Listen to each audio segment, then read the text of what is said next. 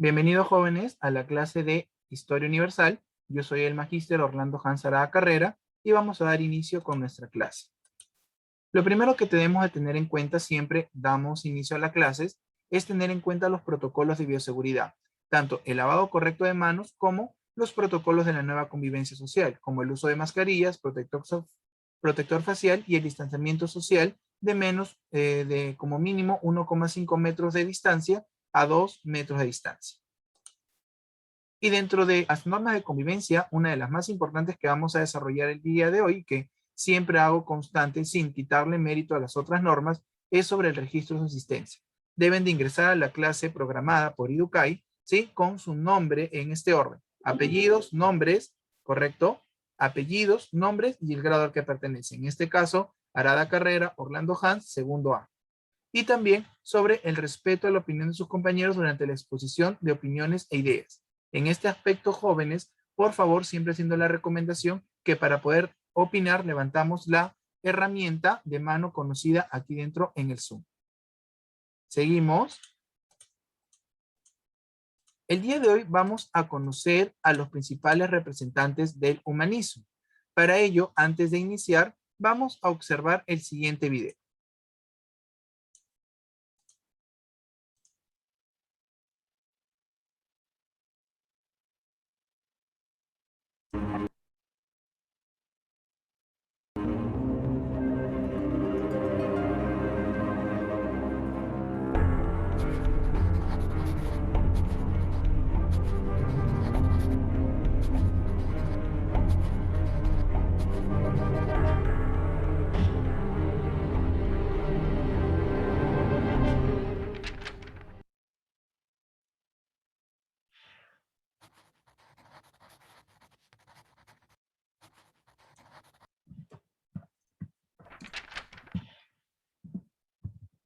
Durante el Renacimiento, las ciudades del centro y del norte de Italia, gracias a la expansión del comercio, experimentaron un enorme crecimiento económico y un gran desarrollo cultural. Por eso, fue justamente en las ciudades italianas donde se desarrolló el movimiento intelectual más importante de esta época. Este movimiento será conocido como el humanismo. El humanismo fue un movimiento filosófico e intelectual que se centró en estudiar las obras de los antiguos griegos y romanos. De esta manera, los humanistas volvieron a estudiar el pensamiento de los filósofos clásicos luego de una época en la que la mayoría de los estudiosos medievales habían dejado de tomar en cuenta estos documentos. Los humanistas se dedicaron especialmente al estudio de la gramática, la retórica, la poesía, la filosofía moral y la historia. Ellos consideraban que el ser humano era la creación más perfecta de Dios y por lo tanto toda la naturaleza debía estar subordinada a lo humano. Los humanistas tenían una visión antropocéntrica del mundo. Esto quiere decir que para ellos se debía conocer y explicar al mundo por medio de la razón y la experiencia humana, y no por medio de la fe. Además, ellos también fueron grandes defensores del pensamiento crítico. Una de las figuras más importantes para el desarrollo del humanismo fue la del poeta y filósofo italiano Francesco Petrarca. Él dedicó su vida a la literatura, convirtiéndose en uno de los representantes más importantes de la literatura italiana. Petrarca estaba interesado en los documentos clásicos, por eso inició una búsqueda de viejos manuscritos latinos y exploró numerosas librerías. Su obra fue influenciada especialmente por el filósofo Cicerón y el poeta Virgilio. Además, logró conciliar el pensamiento clásico con el pensamiento cristiano, pues para él ambas tradiciones compartían muchísimos valores, como por ejemplo la virtud, la justicia y la búsqueda de una vida justa. Más adelante, en el siglo XV, en la ciudad italiana de Florencia, el humanismo tomó una nueva dirección, otorgándole más valor al espíritu y al orgullo cívico. Durante estos años, los humanistas tomaron como modelo a seguir al antiguo filósofo romano Cicerón, quien, además de ser un destacado intelectual, fue también un hombre de Estado. En esta época, uno de los humanistas más destacados fue el intelectual italiano Leonardo Bruni. Él se inspiró en la vida y en la obra de Cicerón. Bruni pensaba que un individuo solo maduraba moralmente a través de su participación en la vida del Estado. Por eso, para él, el deber del intelectual era vivir una vida activa por el bien del Estado. Este pensamiento fue muy común entre los humanistas del siglo XV. Por eso, no es casual que la mayoría de ellos trabajaran para el Estado como cancilleres, consejeros y asesores. Además, Leonardo Bruni fue uno de los primeros humanistas que se interesó por el estudio de los clásicos griegos e incluso llegó a tener un conocimiento detallado del griego. Otro de los humanistas más destacado fue el filósofo italiano Lorenzo Valla. Él desde pequeño aprendió latín y griego. Durante su vida se dedicó a investigar sobre el uso adecuado del latín clásico. Además, creó un nuevo modelo literario que será muy importante para los intelectuales de su época. También el filósofo italiano Marsilio Ficino realizó importantes aportes al humanismo. Ficino dedicó su vida a la traducción de las obras del filósofo griego Platón. Aparte, lideró la famosa Academia Platónica Florentina y desde allí se convirtió en uno de los representantes más importantes del neoplatonismo. Por otro lado, las ideas del humanismo también cambiaron la forma de escribir la historia. El historiador humanista más conocido fue Francesco Guicciardini. Para él, los hechos de la historia no eran causados por la intervención divina, sino por las fuerzas políticas y el papel de los individuos en la historia. Su forma de escribir la historia influenció a todos los historiadores modernos. Como ya les comenté, el humanismo surgió en las ciudades italianas. Sin embargo, gracias a la invención de la imprenta moderna, las ideas del humanismo se expandirán rápidamente por el continente europeo.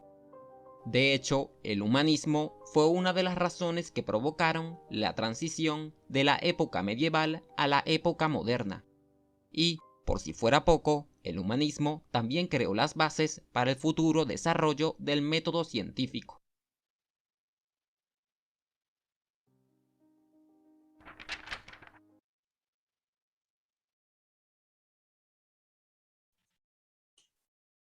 Muy bien, jóvenes, hemos observado con claridad algunas de las ideas principales y de algunos representantes que hemos observado en la época del humanismo.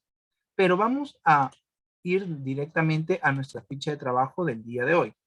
En nuestra ficha de trabajo vamos a observar lo siguiente. Vamos a observar la actividad número 1 propuesta para el día de hoy. En esta actividad, ¿sí? Vamos a observar lo siguiente.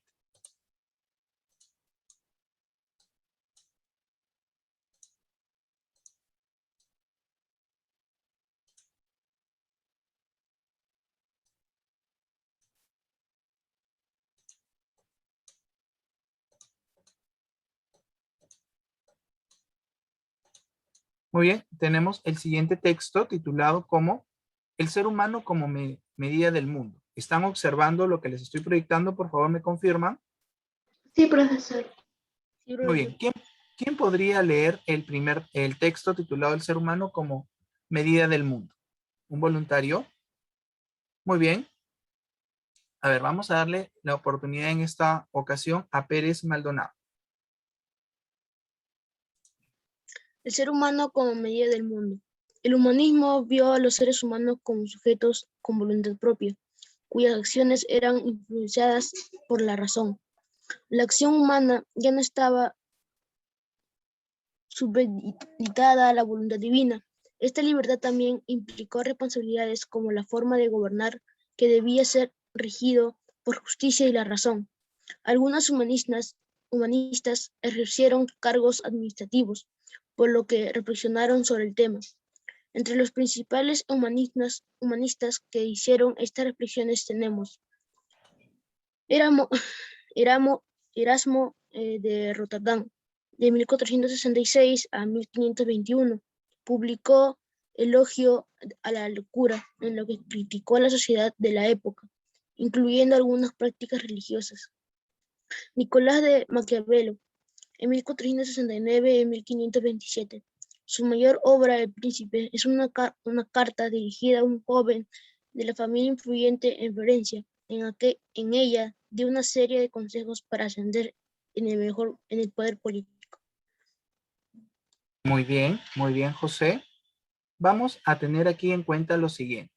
Tenemos aquí un aspecto de qué era el humanismo. Recordamos la clase anterior. En la clase anterior observamos datos importantes sobre la caída de la ciudad de Constantinopla. Observamos cómo la caída de la ciudad de Constantinopla pudo llevar a la humanidad a una nueva época, a la etapa que conocemos como la Edad Media. La Edad Media concluye y da inicio a la Edad Moderna. Dentro de esta Edad Moderna, una de sus características principales, como nos dice el texto, es el cambio de pensamiento de las personas. Un cambio de pensamiento que se agudizó principalmente de pasar de un pensamiento teocentrista, que significaba teo, Dios, centrismo, girar alrededor de Dios, es decir, que todas las explicaciones lógicas, descripciones, puntos de vista, se daban a través del pensamiento que concluía pues el establecer, ¿no? El establecer a la persona explicaba todo lo que acontecía dependiendo a cómo era relacionado con Dios. Ejemplo, todo era relacionado con Dios en cuanto a las acciones. Por ejemplo, si había un terremoto, se podía decir que la explicación más lógica frente a este acontecimiento era de que Dios estaba enfadado, ¿no? O que Dios pues quería castigar a esta población. Y de esta manera, las ideas giraban todo alrededor de Dios, no solamente las ideas de explicación, sino las ideas como eran para los libros, el arte, la música, todo estaba abocado al desarrollo de incluir a Dios como autor principal de todo lo que acontecía en el mundo. Sin embargo, durante la Edad Moderna, este pensamiento que prevaleció en la Edad Media cambiaría al pensamiento moderno. ¿Y en qué consistía el pensamiento moderno? En la idea del antropocentrismo. ¿Y qué significa el antropocentrismo? Poner a Dios ya no en el centro de la explicación del mundo, sino el centro de la explicación del mundo es el hombre, decía la Edad Moderna, puesto que el antropocentrismo significa antro, hombre, centrismo, girar alrededor del hombre. Es decir, el único capaz de poder describir, dar conocimiento o explicar era el hombre, quien era el único que tenía esta habilidad, decía el antropocentrismo. De esta manera se desarrolló lo que nosotros conocemos como la Edad Moderna. Y el antropocentrismo concentraba de que el hombre era el único quien tenía la capacidad, mediante la razón, de explicar todo lo que sucedía en la naturaleza. Por ejemplo, ya el hombre tenía que hacer una investigación de análisis. Aquí nace lo que llamamos el método científico. De esta manera, se empieza a dar una explicación más sólida. Por ejemplo, se explicaba que los terremotos ya no eran alusión o la ira de Dios, sino se podía decir que los terremotos era un proceso que se daba por el choque de placas tectónicas. En la descripción científica a través de la demostración y de la razón, es decir, la descripción de lo que vemos en la naturaleza, pues era lo que ponía al hombre en el centro. Y esto se podía dar mediante los conocimientos que el hombre podía adquirir. Esto fue acrecentando las mentes más brillantes del mundo moderno. Y aquí tenemos algunos representantes que vamos a mostrar a continuación. Entre los representantes que más debemos nosotros de destacar en esta época moderna y en el proceso del humanismo, que vuelvo a explicar, recordamos que el humanismo era una corriente filosófica de conocimientos que se desarrolló al inicio de la Edad Media.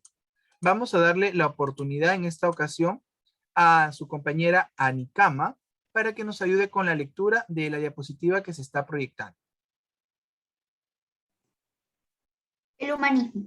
El humanismo es un movimiento intelectual precursor del Renacimiento que apareció en el siglo XIV. La intención de este movimiento es elaborar una imagen nueva del ser humano.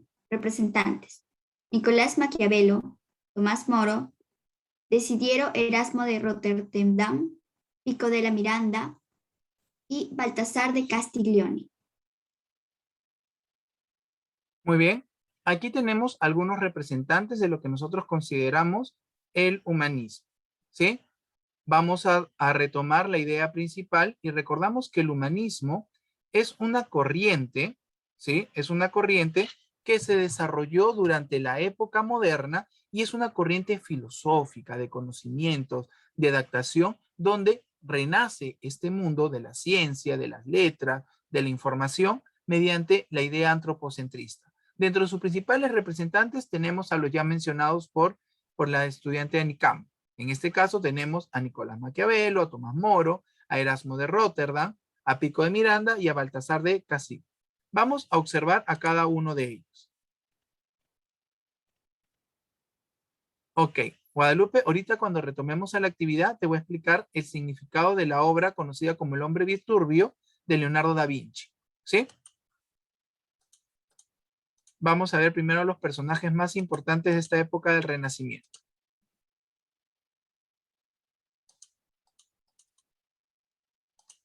Muy bien, ya hemos explicado qué era el humanismo. Ahora, vamos a explicar quiénes son los humanistas.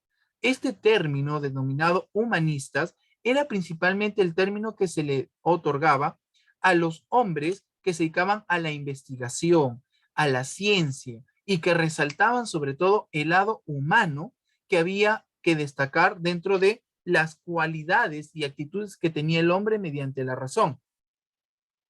Entre las principales características que ya hemos explicado de estos humanistas que se encargaron de la difusión de estos conocimientos mediante sus obras de arte, mediante sus textos, mediante las opiniones e ideas revolucionarias que presentaron en la época moderna, ¿sí? Vamos a ver la idea número 1, su principal característica, el antropocentrismo. Poner en el medio del todo al hombre como principal personaje de todo lo que sucede en el mundo. Ya no era Dios, sino era el hombre. ¿Correcto? ¿Sí? Vamos a ver que también van a hacer una abstracción, es decir, van a retroceder al mundo clásico. Es decir, este hombre del humanismo, este representante reconocido como un humanista, iba a retroceder al mundo clásico. ¿Y por qué retroceder al mundo clásico? Porque era conocido como las últimas culturas de mayor rango que se obtuvo en la Edad Antigua fueron Grecia y Roma.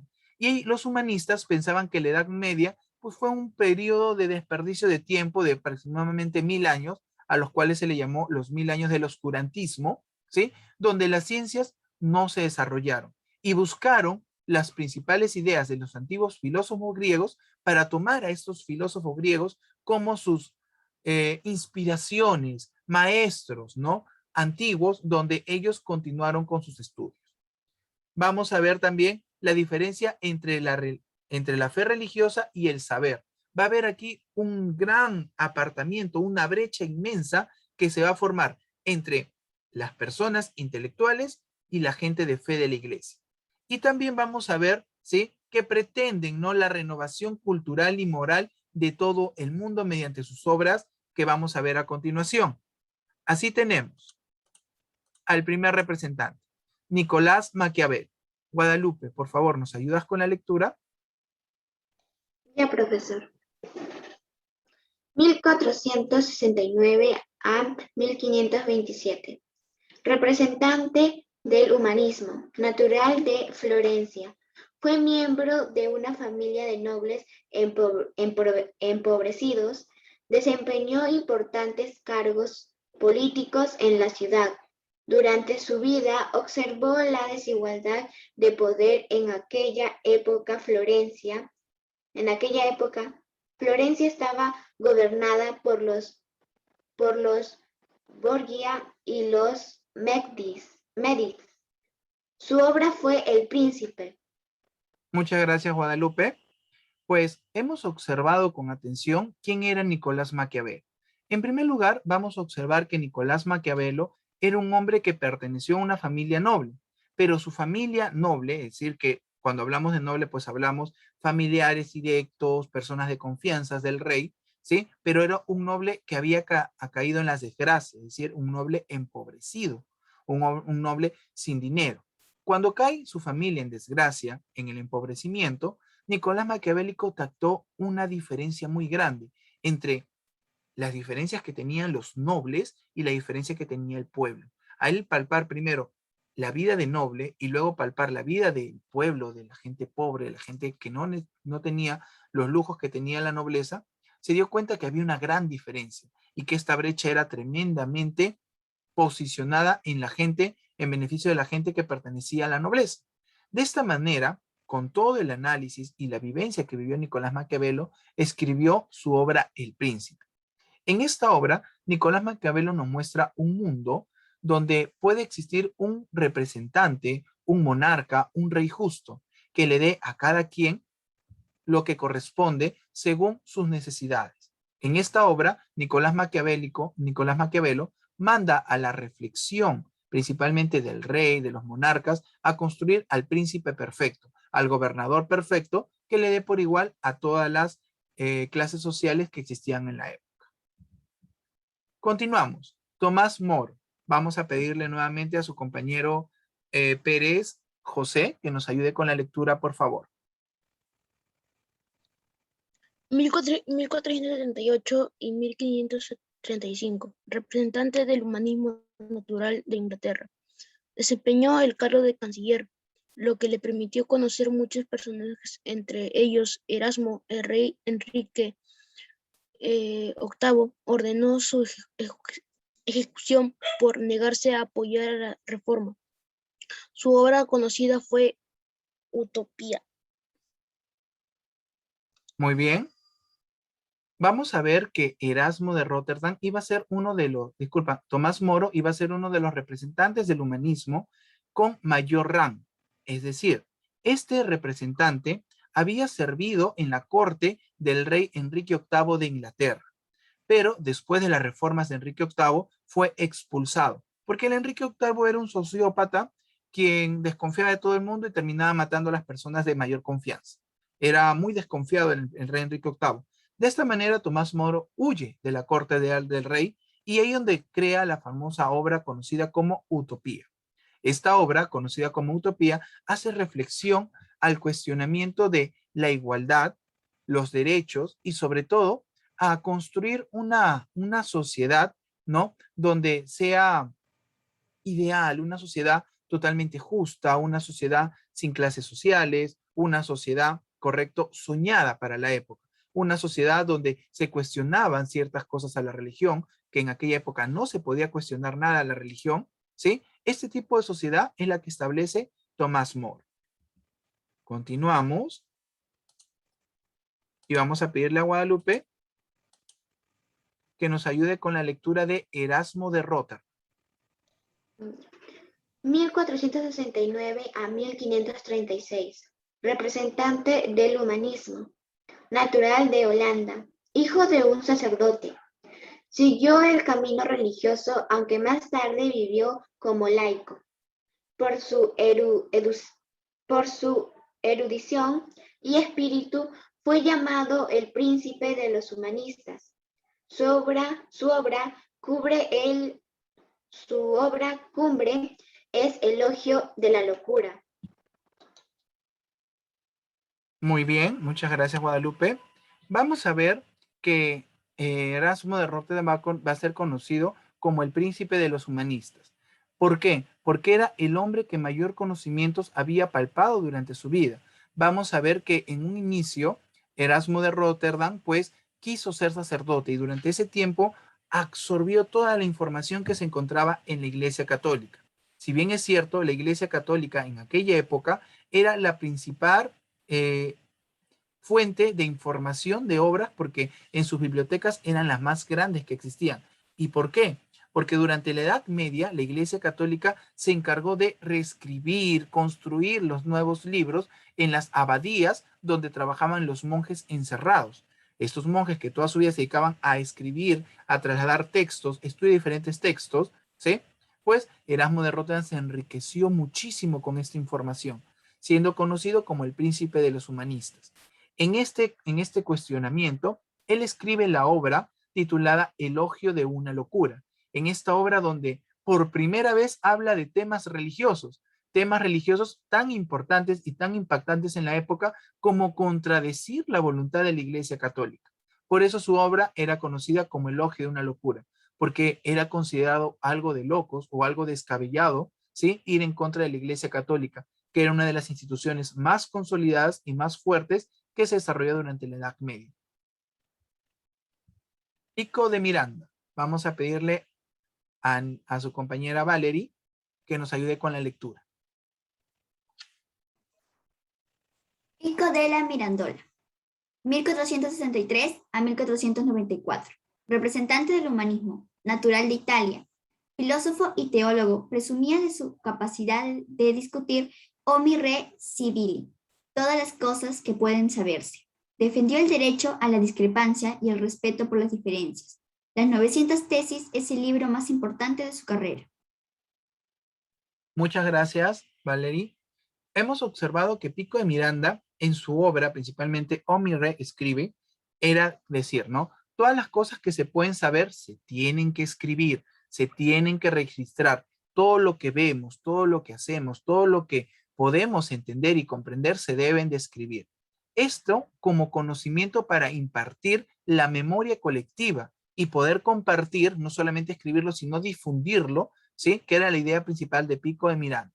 También hace su obra conocida como Las 900 tesis, que era el libro más importante de su carrera, donde pudo registrar todos los conocimientos que él pudo adquirir y pudo aprender durante su vida.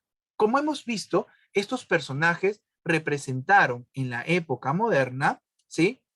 Principalmente en la corriente del humanismo, un gran desempeño, principalmente un desempeño de conocimientos, un desempeño de búsqueda, ¿correcto? De búsqueda de nuevos horizontes culturales y difusión de estas ideas.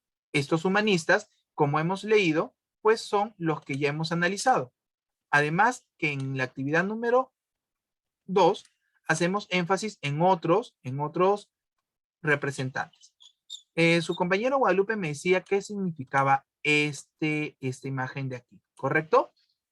Cuando hablamos de esta imagen conocida como el hombre Viturbio, ¿sí? Estamos hablando de que fue un dibujo hecho por Leonardo da Vinci donde nos muestra al hombre perfecto.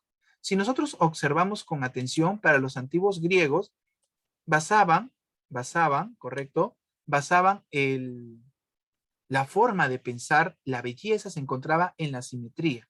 Si yo parto mi rostro por la mitad y dentro de un dibujo y mi rostro tiene la misma medida de este lado que del otro lado, pues me consideraba bello, esbelto, hermoso. Y la virtud yacía en ese lugar. Entonces, Leonardo da Vinci establece el hombre Viturbio como el hombre perfecto. Si yo lo parto por la mitad, lo trazo por acá, lo vuelvo a trazar en cualquier parte del círculo que corresponde a lo que se está observando, pues va a tener la misma medida.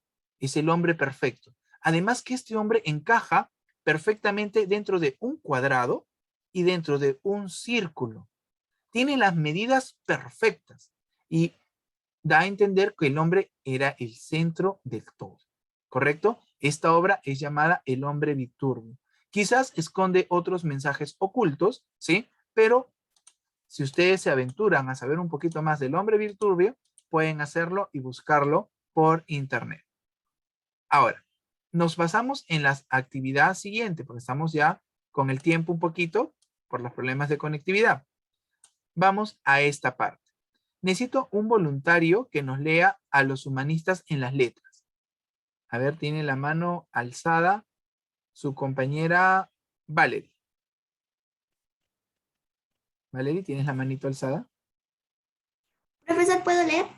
Sí, adelante, Valerie. Tomás Moro, 1478 a 1535. En su texto principal, Utopía, hizo una fuerte crítica a la tiranía del rey y presentó las características de una sociedad ideal en la que imperaba la razón, el humanismo en letras. Otros pensadores, escritores de la época, fueron Dante Alighieri, de 1265 a 1321. Destacó en la literatura con su obra La Divina Comedia, donde hace un recorrido por el infierno, el purgatorio y el paraíso para su propia salvación. Francesco Petrarca, de 1304 a 1374, Siguió la línea de Alighieri elaborando poemas. Giovanni Boccaccio, de 1313 a 1375. Escribió el Decameron, donde narró cuentos acerca de los placeres humanos. Muy bien, vamos a centrarnos directamente en la finalidad de sus obras. Dante Alighieri es el primer escritor que habla en una historia sobre 3 aspectos importantes de la religión católica. Nombra por primera vez y habla sobre la descripción del infierno, el purgatorio y el cielo. 3 lugares espirituales que hasta la época eran muy temidos de hablar y que solamente tenían derecho los sacerdotes. Y describe cada una de las culpas o pecados, cómo eran pagados en cada una de las partes que hemos mencionado y cómo la alma se regocijaba al llegar al paraíso.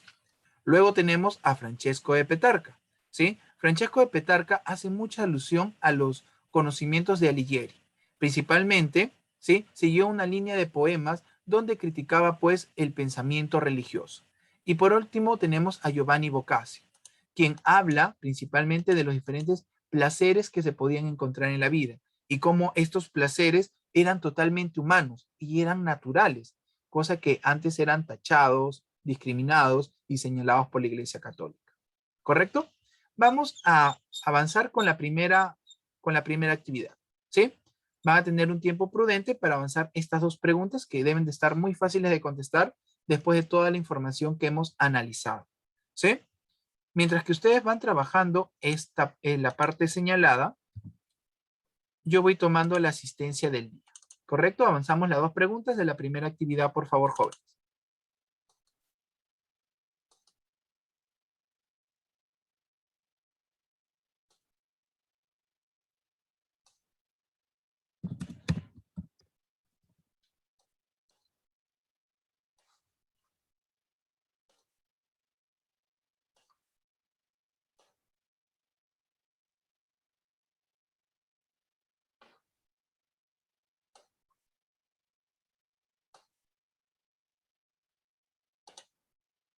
Muy bien, iniciamos. Anicama, Presente, profesor. Arias, Presente, profesor. Ayauja,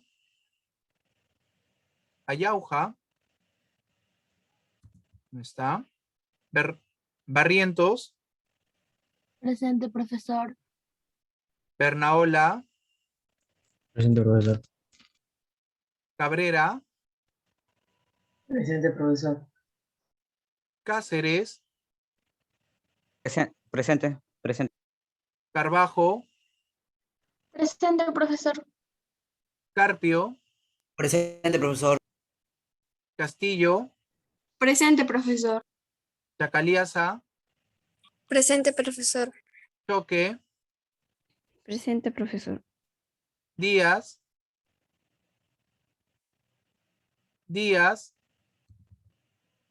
Espinosa, Presente, profesor. Fernández, Presente, profesor. Flores, Presente, profesor. Galvez, Presente. García, Presente, profesor. Gutiérrez, Presente, profesor. Hernández, Presente, profesor. Hernández, Lorena, Presente, profesor. Guachua, Está con descanso médico, profesor. me dice Ayauja, la presente, ¿ok? Malma, Presente, profesor. Presente. Marca, Martínez, Profesor Martínez no va a poder asistir porque se ha ido la luz por donde vive. ok, voy a considerarle su asistencia. Meléndez, Presente, profesor. Muchaypiña, Presente, profesor. Munive, Presente, profesor. Muñoz, Paucarima, Presente, profesor. Pérez, Presente, profesor. Pérez Romina. Presente, profesor. Piscoya. Piscoya. Prado. Reyes. Presente, profesor. Rodríguez. Presente, profesor. Torres. Torres. Presente, profesor. Urbano. Presente, profesor. Valenzuela. Presente, profesor. Valle. Valle. Vázquez. Presente, profesor. Y Yupanqui. Presente, profesor.